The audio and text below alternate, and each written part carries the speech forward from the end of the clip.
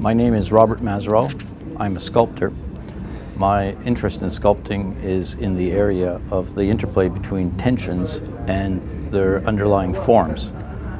And this sculptural interest is unusual in the sense that this is normally an area of interest of engineers and bridge engineers, whereas most sculptors today, contemporary sculptors, are interested in construction arrangements or are interested in the interplay of masses. So my interest is more on surface tensions and the underlying structures that create those surface tensions. This artistic interest is coupled with a different interest, which is an interest in the making of symbols and in semiotics, which is an area, of course, understood by Carl Jung. I was introduced to the works of Carl Jung by way of my wife, who's a researcher in design and in the significance of design objects and their significance in terms of their deeper meanings in their utility rather than their functionality. It brings me to my subject matter, which is the subject of the area of breasts. Breasts are a subject that I developed as an expression of my interest in semiotics, because via the works of Jung we understand that the marionette strings that control our conscious everyday life, those marionette strings are more or less controlled by a vocabulary of symbols which Jung broadly defined as archetypical objects or archetypical concepts. Our very first reaction as a child is to be attracted to the breast. Therefore, it's the first manifestation of our reaction, our unconscious reaction to the programmed behavior that the world of semiotics, the world of Carl Jung, has explained as the motivations for our various activities. So, being among the very first reactions that we have as a human being when we're born to respond to the breast, and it doesn't stop at that. From the breast as a source of nutrients and as a source of nutrition, breasts also represent a source of comfort and a source of nurturing. Beyond that, it continues to evolve until breasts become, of course, a symbol of sexuality, a symbol of attraction, a symbol of eroticism. And later on, women grow into a world where breasts become political, and a variety of political connotations and a variety of political messages are conveyed via the presence, via the exposition, via the discovery, via the covering, via the exhibition of breasts.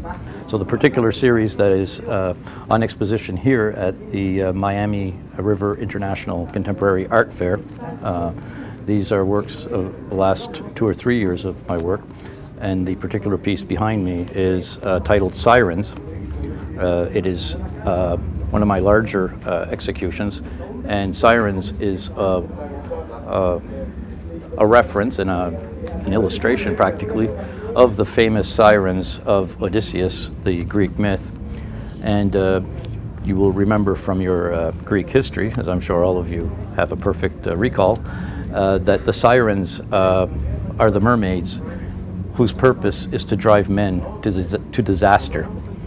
And as we know, men's reactions to breasts have led more than one man to disastrous results. So the semiotic significance of the siren, the mythological, sinuous, erotic sea creature, was perfect for my subject area. Materials I'm using here are what's known as holographic spandex. It's a high-tech material manufactured in Korea. Holographic spandex has a very high reflectivity quality, and an extremely high elasticity quotient. So my material is perfect for the subject area and the interest areas that I expressed earlier. We have here a sculpture called Popsicles.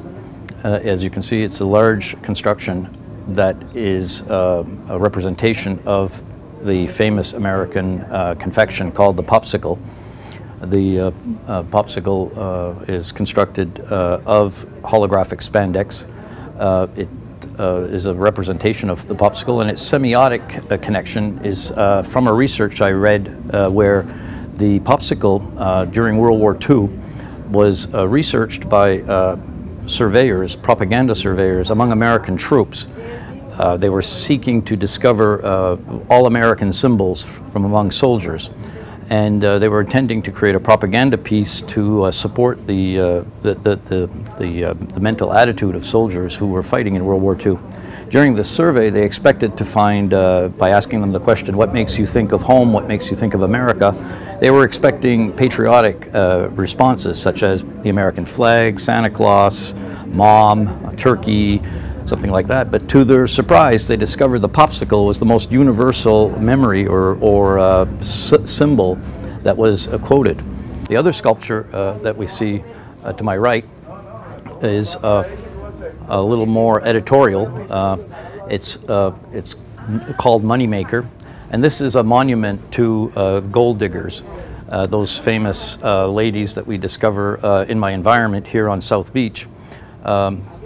You might say that a large or prominent pair of breasts is like money in the bank. Therefore, the purse is the perfect expression or the perfect allusion to the activity of husband hunting, which is done in a fairly financial way in the hunting ground of South Beach. My piece behind me here is called Milk and Honey, and this is a more feminist polemic and perhaps less of a humorous intention.